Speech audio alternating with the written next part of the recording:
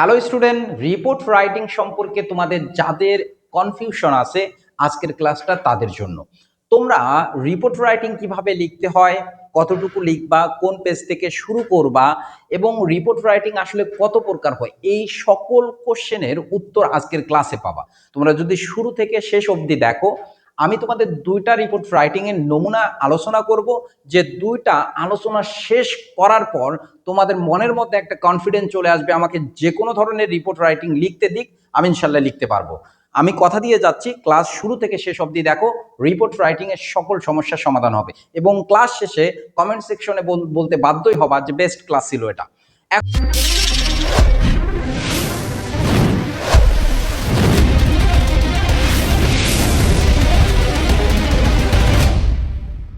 এখন আসি, প্রথমে আমি ধাপে ধাপে আলোচনা করব রিপোর্ট রাইটিং কত প্রকার, কিভাবে লিখবো, এরপরে নমুনা দিয়ে সেটা বুঝাই দিব। প্রথমে আমরা টাইপে আসি। রিপোর্ট রাইটিং এর টাইপ, এই টাইপ হচ্ছে দুই প্রকার। আমরা মূলত এইচএসসি লেভেলের যে রিপোর্ট রাইটিং গুলো পাই, দুই ধরনের রিপোর্ট রাইটিং পাই। একটা হচ্ছে প্রবলেম টাইপ, এটা হচ্ছে প্রবলেম টাইপ। প্রবলেম টাইপ রিপোর্টগুলোর মধ্যে বাংলাদেশের, আমাদের দেশে প্রচলিত যে প্রবলেমগুলো আছে, সমাজের যে প্রবলেমগুলো আছে, সেগুলোর উপর যে রিপোর্ট বা সংবাদপত্রে প্রকাশ করার জন্য যে প্রতিবেদন আমরা প্রকাশ করি, লিখি, সেটাই হচ্ছে কি প্রবলেম টাইপ রিপোর্ট। যেমন বাংলাদেশের সব থেকে বড় প্রবলেম হচ্ছে প্রাইস হাইক। বর্তমানে যে বেশি প্রবলেম আমরা আলোচনা করি তার মধ্যে প্রাইস হাইকটা অন্যতম, মানে দ্রব্যমূল্য ঊর্ধ্বগতি। এখন আর কি কি প্রবলেম হইতে পারে, যেমন drug addiction, dowry system, early marriage, food adulteration, এগুলো হচ্ছে রোড অ্যাক্সিডেন্ট, তারপর লোডশেডিং, এগুলো সব হচ্ছে প্রবলেম রিলেটেড কে রিপোর্ট। তোমরা যদি এই একটা আমি আলোচনা করে দিব, সেটার মাধ্যমে তোমরা হাজারটা এরকম প্রবলেম রিলেটেড রিপোর্ট রাইটিং করতে পারবা। একটা গেল। দুই নম্বর, আমরা যদি রিপোর্ট রাইটিং বলি, দুই নম্বর রিপোর্ট রাইটিং এ পাবো আমরা ইভেন্ট টাইপ। কি টাইপ? Event type. অর্থাৎ কোন একটা ঘটনা ঘটে গেছে, তার উপর আমাদের যদি রিপোর্ট লিখতে বলে, সেটা হবে ইভেন্ট টাইপ রিপোর্ট। যেমন সব থেকে বেশি বার আসছে ইভেন্ট টাইপ গুলোর মধ্যে, এটা হচ্ছে fire in a garment factory, garment factory. এরপরে আর কি কি হইতে পারে? আর রোড অ্যাক্সিডেন্ট, কোন এক জায়গায় রোড অ্যাক্সিডেন্ট করছে, তার উপর রিপোর্ট। 21শে বইমেলা অথবা prize giving ceremony in your college, এগুলো হবে কি রিপোর্ট রাইটিং। কোন টাইপ? Event type. তাহলে আমরা দুই ধরনের রিপোর্ট রাইটিং পাইলাম, একটা প্রবলেম টাইপ আর একটা ইভেন্ট টাইপ।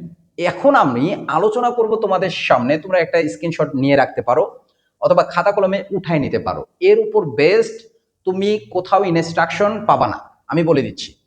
এরপরে আমরা একটু আসি, প্রবলেম টাইপ রিপোর্টে কোন কোন জিনিসগুলো আমি তুলে ধরবো এবং ইভেন্ট টাইপ গুলোর মধ্যে কোন কোন জিনিসগুলো আমি তুলে ধরবো। এক নম্বর, আমি প্রবলেম টাইপ আলোচনা করি। প্রবলেম টাইপ, যতগুলা প্রবলেম টাইপ আছে, তুমি মুখস্থ না করে এই জিনিসগুলো যদি ধারাবাহিকভাবে লিখো, তোমার প্রবলেম টাইপ রিপোর্ট শেষ। যেমন এক নম্বরে যে প্রবলেমটা নিয়ে আমরা রিপোর্ট লিখবো, সেই প্রবলেম সম্পর্কে দু একটা সেন্টেন্স লিখবা। বুঝাতে পারছি বিষয়?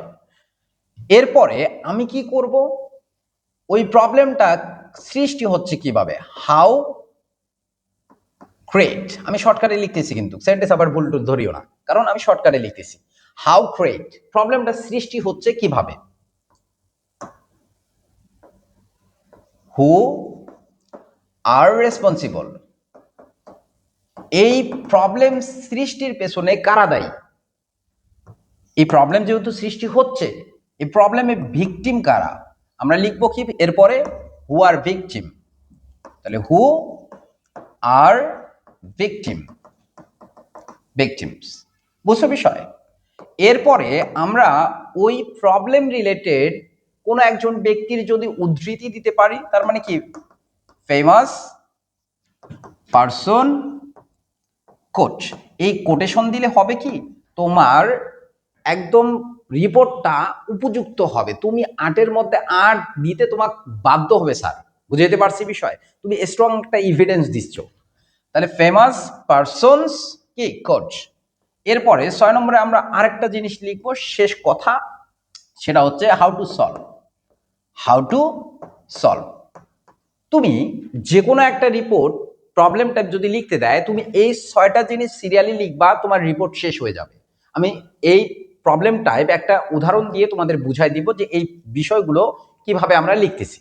এবার দেখো, যদি তোমার রিপোর্টটা আসে ইভেন্ট টাইপ, ইভেন্ট টাইপ, মনে করো আমি একটা সড়ক দুর্ঘটনা ঘটেছে, এই দুর্ঘটনা রিলেটেড কোনো একটা রিপোর্ট লিখতেছি, অথবা কোনো একটা দুর্ঘটনা রিলেটেড রিপোর্ট লিখবো। তাহলে ওই দুর্ঘটনাটা কোথায় ঘটেছে অ্যান্ড কখন ঘটেছে, এটা দ্বারা আমরা স্টার্ট করব। বুঝতে পারছি বিষয়? এরপরে আমি যে বিষয়টা লিখবো, হাউ হ্যাপেন, কিভাবে ঘটেছে, হাউ হ্যাপেন্ড, কিভাবে ঘটেছে। এরপরে 3 নম্বরে হু ওয়ার প্রেজেন্ট। এখন তোমরা বলতে পারো এখানে আর লিখলেন, এখানে ওয়ার লিখলেন, কারণ আমরা ইভেন্ট টাইপ যতগুলা রিপোর্ট লিখবো সবগুলো পাস্ট টেন্সে লিখবো। কোন টেন্সে? পাস্ট টেন্সে। কারণ আমরা সংবাদপত্রে যখন একটা সংবাদ দেখি, অতীতে ঘটে যাওয়া ঘটনার উপরেই সংবাদ দেখি। বুঝতে পারছি? এই জন্য পাস্ট টেন্সে লিখবা। এরপরে আমরা হুয়ার প্রেজেন্ট বলতে ওই দুর্ঘটনার সময় কারা উদ্ধার করতে আসছিল, কারা সহযোগিতা করছে, এই বিষয়গুলো লিখবো। এরপরে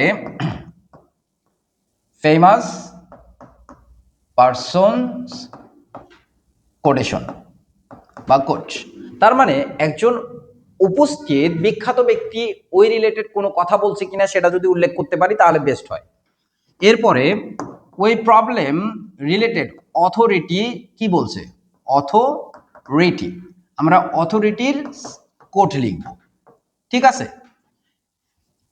এতটুকু যদি আমরা লিখতে পারি, একটা রিপোর্ট ইভেন্ট টাইপ শেষ। তার মানে আমরা প্রবলেম টাইপে কটা লিখতেছি, প্রবলেম সম্পর্কে লিখবো, কিভাবে সৃষ্টি হচ্ছে, কারা দায়ী, কারা ভিকটিম, এবং ওই প্রবলেম রিলেটেড বিখ্যাত ব্যক্তি কি বলছে এবং কিভাবে সলভ করা যায়, শেষে আমরা সেটা লিখবো। ইভেন্ট টাইপ যেগুলো আছে সেগুলোতে আমরা কোথায় ঘটতেছে, কখন ঘটতেছে, কিভাবে ঘটলো এবং কারা সেখানে উপস্থিত ছিল ওই দুর্ঘটনায়, বা কারা সহযোগিতা করার জন্য, উদ্ধার করার জন্য এগিয়ে আসছে, ওই স্থানে উপস্থিত কোনো বিখ্যাত ব্যক্তি কিছু বলছে কিনা, এবং অথরিটি এই ঘটনায় কি পদক্ষেপ গ্রহণ করলো সেই বিষয়টা আমরা লিখব। এবার আমাকে একটু সময় দাও, আমি ধারাবাহিকভাবে প্রবলেম টাইপ এবং ইভেন্ট টাইপের একটা নমুনা আলোচনা করব, অর্থাৎ স্যাম্পল, খুবই গুরুত্বপূর্ণ যেটা, আমি যে দুটা আলোচনা করব ওখান থেকে তোমরা ফাইনালে বা তোমাদের কলেজে ইয়ার সেন্স পরীক্ষায় পেতে পারো। আমি বলে দিচ্ছি, দেখবা যে মিলে গেছে। কথা না বাড়িয়ে আমি প্রথমে প্রবলেম টাইপ একটা রিপোর্ট আলোচনা করি। কোশ্চেন তোমাদের এভাবে দেওয়া থাকবে, write a report on the devastating consequence of drug addiction in the context of Bangladesh. বলছে কি যে একটা রিপোর্ট লিখো বাংলাদেশের প্রেক্ষাপটে ড্রাগ এডিকশনের ভয়াবহ যে কনসিকুয়েন্স, ফলাফল রয়েছে, প্রভাব রয়েছে, এই ফলাফলটা আলোচনা করতে বলছে। তাহলে আমরা রিপোর্ট রাইটিং শুরু করব কিভাবে? প্রথমে তোমাদের আলোচনা করি, রিপোর্ট রাইটিং এর ক্ষেত্রে একটা টাইটেল লিখবা উপরে। প্রথমে একটা কি লিখবা? টাইটেল। মিডল বরাবর একটা টাইটেল লিখলা। তুমি এই যে এটা মার্জিন, একটা লাইন জাম্প করে আমরা পরের লাইনে যে কথাটা লিখবো সেটা হচ্ছে কি, স্টাফ করেসপন্ডেন্ট। আমি বলে দিছি ভাই, ক্লাসটা শেষ পর্যন্ত দেখো, তুমি বলতে বাধ্য হবা যে এটা বেস্ট ছিল, আমি সকল প্রশ্নের উত্তর পাইছি। স্টাফ করেসপন্ডেন্ট অথবা স্টাফ রিপোর্টার। করেসপন্ডেন্ট যে, রিপোর্টারও সে, একই অর্থ, রিপোর্টার। তোমরা যে কোনো একটা লিখতে পারো। এরপরে ওই রিপোর্টার কোন পত্রিকার সেটা লিখলা। আমরা লিখলাম দ্য ডেইলি স্টার, যদিও আমরা এটাকে দিল্লি স্টার বলি কারণ ইন্ডিয়ার দালালি করে। দ্য ডেইলি স্টার আমরা লিখলাম। এরপরে আমরা স্থান দিব, কোন স্থানের প্রেক্ষাপটে আমি ঘটনাটা লিখতেছি। বুঝতে পারছি বিষয়? লিখলাম ঢাকা। এরপরে আমরা লিখব মাসের নাম, এরপরে তার সঙ্গে একটা তারিখ দিয়ে দিলাম। ঠিক আছে, তোমরা লিখবা পরীক্ষার ডেটটা লিখিয়ে দিতে পারো, কোনো সমস্যা নেই। এটা হচ্ছে আমাদের স্টার্টিং। তাহলে আমি প্রথমে টাইটেল দিলাম, এরপরে স্টাফ করেসপন্ডেন্ট অথবা স্টাফ রিপোর্টার, এরপরে দ্য ডেইলি স্টার, ঢাকা মানে স্থান, এরপরে মাস, তারিখ। এরপরে আমি এখান থেকেই শুরু করব একটা প্যারাগ্রাফ, অর্থাৎ আমি যে প্যারাগ্রাফ লিখি এইরকম একটা প্যারাগ্রাফ হবে, এরকম একটা কি থাকবে, প্যারাগ্রাফ থাকবে। তোমরা রিপোর্ট রাইটিং এ কোনো প্যারা দিতে পারবা না, অর্থাৎ একটা প্যারা এভাবে লিখলাম, আমি একটা লাইন জাম্প করে এবার এখান থেকে শুরু করব, এই কাজ কখনো করবা না। কোনো স্পেস রাখা যাবে না। তুমি অতিরিক্ত করতে পারো, আমার এখানে শেষ হয়েছে একটা লাইন, আমি পরের লাইন শুরু করব, অর্থাৎ ইন্ট্রোডাকশন আমি লিখলাম, বডি পার্ট লিখলাম, এরপরে আমি চাচ্ছি যে কনক্লুশন টানবো। তুমি এখানে সেন্টেন্স শেষ হয়েছে, বরং পরের লাইনে থেকে এখান থেকে শুরু করতে পারো। বুঝতে পারছি বিষয়? তুমি এক লাইন জাম্প করে দিয়ে লিখবা এমনটা কখনো করিও না, অর্থাৎ প্যারা করা যাবে না। আমি রিপোর্ট রাইটিং কিভাবে লিখতে হয় এটা একটা শখ তোমাদের করে দিলাম। এবার আমরা বাস্তবে এর প্রয়োগ দেখব। কোশ্চেন আছে, write a report on the devastating consequence of drug addiction in the context of Bangladesh. তাহলে দেখো এবার আমরা আনসারে যাই। প্রথমে একটা টাইটেল পাচ্ছি, টাইটেলটা অবশ্যই আকর্ষণীয় হইতে হবে, কারণ তোমার নিউজ পেপারের তোমার সংবাদটা কেন মানুষ পড়বে সেটা তোমার শিরোনামের উপর বেস করে, এই জন্য টাইটেলটা অবশ্যই আকর্ষণীয় হতে হবে। যেমন drugs availability snatching away the Nations future. The Nations future মানে কি? ড্রাগের উপস্থিতি একটা জাতির ভবিষ্যৎ কেড়ে নিচ্ছে, এমন একটা টাইটেল দিতে হবে। ঠিক আছে? যেমন আমরা নিউজ পেপারে মাঝে মধ্যে দেখি যে কুরবানিতে ট্রাম্পকে জবাই দেওয়া হবে, পরে আমরা যখন নিউজ পেপারের ভিতরে সংবাদটার ভিতরে দেখি, পরে দেখি যে ও ট্রাম্প একটা মহিষের নাম। আমি হতাশ। বুঝতে পারছি বিষয়? তার মানে তোমাকে টাইটেলটাই বাধ্য করবে সংবাদটা পড়ার জন্য। তার মানে আমরা কি করব? টাইটেলটা অবশ্যই আকর্ষণীয় করব। তোমাদের একটা জিনিস বুঝাই, টাইটেলে প্যারাগ্রাফ হোক, কম্পোজিশন হোক, যাই হোক না কেন, টাইটেল যদি তুমি লেখো তাহলে প্রত্যেকটা ওয়ার্ডের প্রথম অক্ষরটা ক্যাপিটাল লিখবা। এটা কিন্তু অনেক স্টুডেন্ট ভুল করে। তাহলে প্রত্যেকটা ওয়ার্ডের প্রথম অক্ষর কি করবা? ক্যাপিটাল লিখবা। যেমন আমি লিখছি। এখন তোমরা বলতে পারো দি কেন হইলো না? অব আর প্রিপোজিশন, আর্টিকেল আর প্রিপোজিশন বাদ দিয়ে সবগুলো কি করবা? ক্যাপিটাল লেটার করবা। এবার আমি আসি, দেখো আমি যে কথা বলছি যে প্রথমে স্টাফ করেসপন্ডেন্ট, তারপরে পত্রিকার নাম, তারপরে আমি স্থান দিচ্ছি কমা দিয়ে, মাস তারিখ লিখছি, আছে। এবার আমি সিকোয়েন্সলি বললাম, প্রবলেম সম্পর্কে বলবো, কিভাবে সৃষ্টি হচ্ছে, কারা দায়ী, কারা ভিকটিম, বিখ্যাত ব্যক্তির কোটেশন এবং হাউ টু সলভ, সবগুলো পাবো। ইন রিসেন্ট ইয়ার, সাম্প্রতিক বছরগুলোতে drug addiction has significantly increase in Bangladesh. বলছে মারাত্মকভাবে বাংলাদেশে বৃদ্ধি পেয়েছে। ইট ইজ বিলিভ দ্যাট, বলছে বিশ্বাস করা হচ্ছে যে দ্য ল্যাক্স ইমপ্লিমেন্টেশন, ল্যাক্স মানে ঘাটতি বা শিথিল, ইমপ্লিমেন্টেশন মানে প্রয়োগ, of laws is one of the main reasons behind this. বলছে আইনের শিথিল প্রয়োগটা এই সমস্যার পেছনে অন্যতম দায়ী।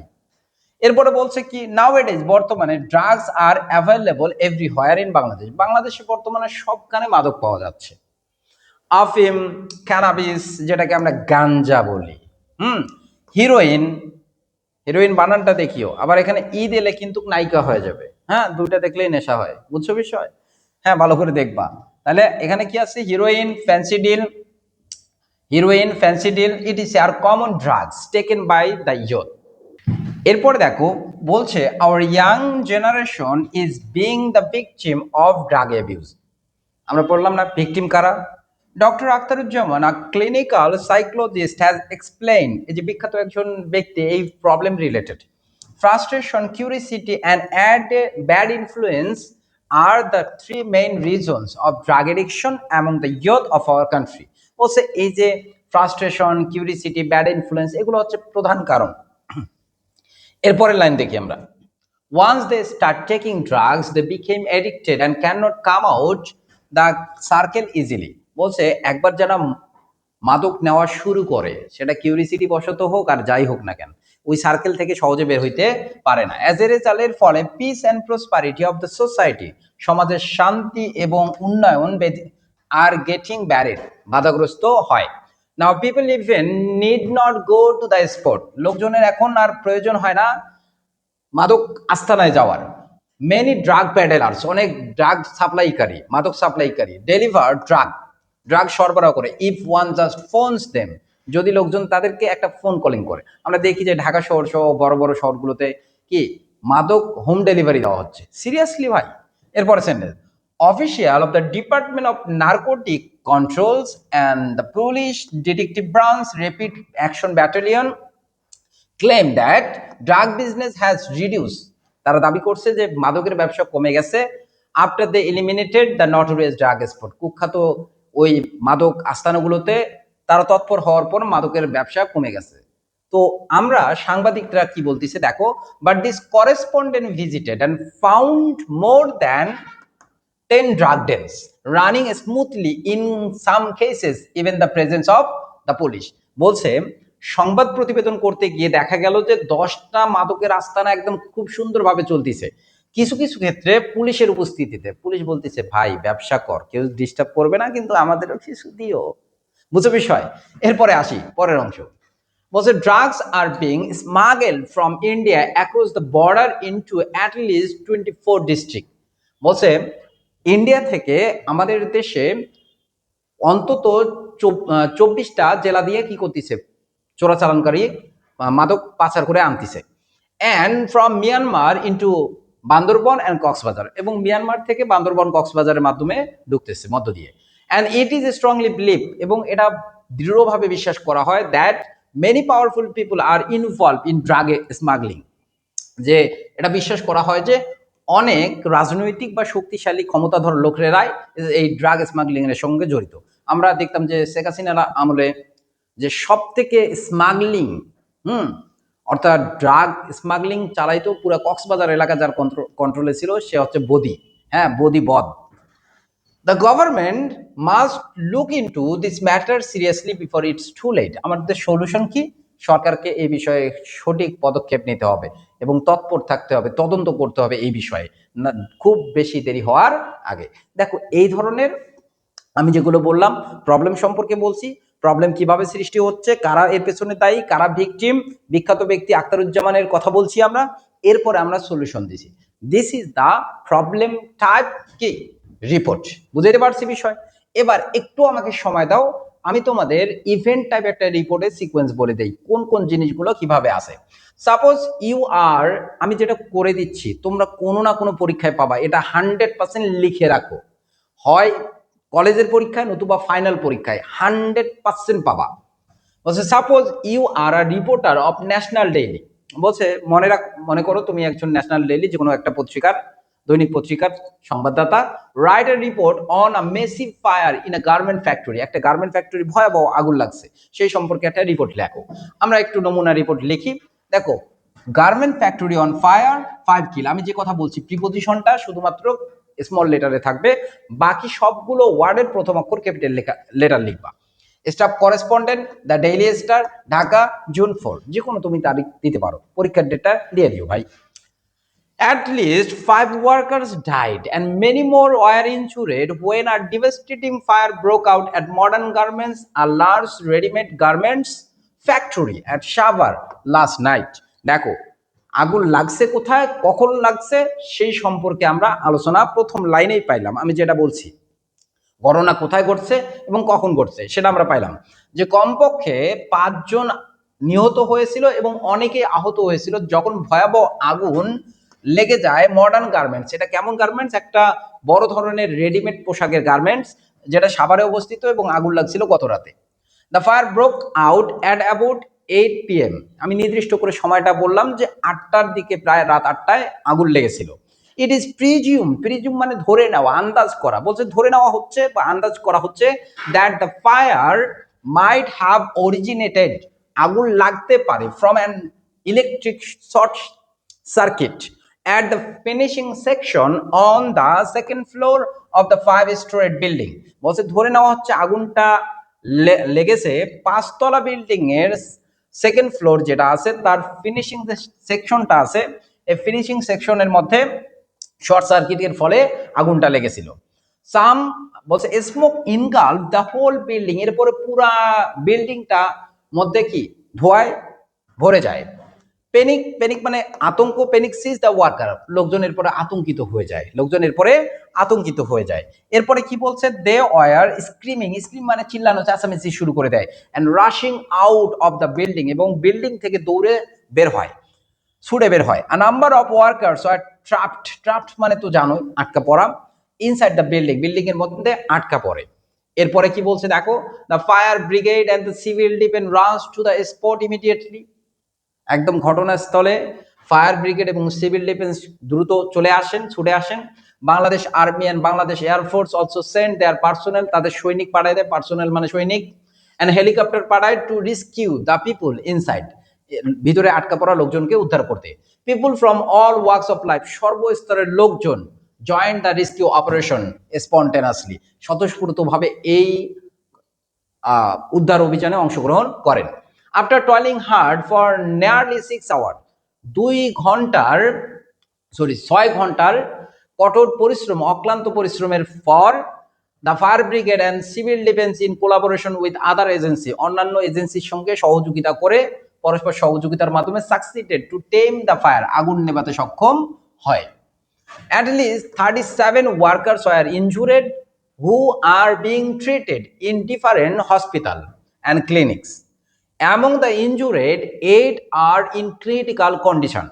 বলছে আহতদের মধ্যে 8 জনের অবস্থা খুবই গুরুতর ছিল। They were immediately shifted to Dhaka medical college, যাদেরকে তাৎক্ষণিকভাবে ঢাকা মেডিকেল কলেজে শিফট করা হয়েছে। আইডেন্টিটিস, এগুলো লিখতে পারি আমরা, identities of the dead worker were not known immediately except Saima and Arifa who were trampled while rushing to come out. বলছে সাইমা এবং আরিফা বাদ দিয়ে কারো পরিচয় শনাক্ত করা যায় না, কারণ সাইমা এবং আরিফা পদদলিত হয়েছিল, মানে ছুটে বের হওয়ার সময় পায়ের পিষ্ট হয়েছিল। The fire broke out on the second floor and spread to the third floor. By the time we arrived at the spot, Hasibur Rashid, station officer of Gazipur Fire Service and Civil Defense, told our correspondent. বলছে এই হাসিবুর রশিদ, যিনি station officer হচ্ছে Gazipur fire সার্ভিসের এবং civil ডিফেন্সের, তিনি আমাদের সংবাদদাতাকে এই কথাটা বলেন। হি অ্যাডেড, তিনি আরো বলেন, lack of sufficient fire extinguisher, মানে যথেষ্ট পরিমাণ বা পর্যাপ্ত অগ্নি নির্বাপকের অভাব, প্রেজেন্স অফ বার্নেবল ফ্যাব্রিক, দাহ্য কাপড় এবং রাসায়নিক দ্রব্যের উপস্থিতি, ওর সেন্ট খারাপ করে দ্য ফায়ার। মিজানুর রহমান, দেখো ওনার মানে অথরিটির কথাটা কি, the owner of the modern garment has said, বলেছেন that the he would donate, তিনি ডোনেট করবে 1 লাখ বেডি, যেটি মানে 1 লাখ টাকা করে বাংলাদেশি টাকা, ফর এভরি ডেড ওয়ার্কার, প্রত্যেক মৃত ব্যক্তি অর্থাৎ তাদের পরিবারকে, অ্যান্ড 20,000 পার ওয়ান্টেড ওয়ার্কার, আহতদের দেবে কত করে, 20,000 টাকা করে। 3 মেম্বার ইনকোয়ারি কমিটি, এরপরে 3 সদস্যের একটা ইনকোয়ারি কমিটি, তদন্ত কমিটি গঠন করা হয়েছে, to find out the cause of fire,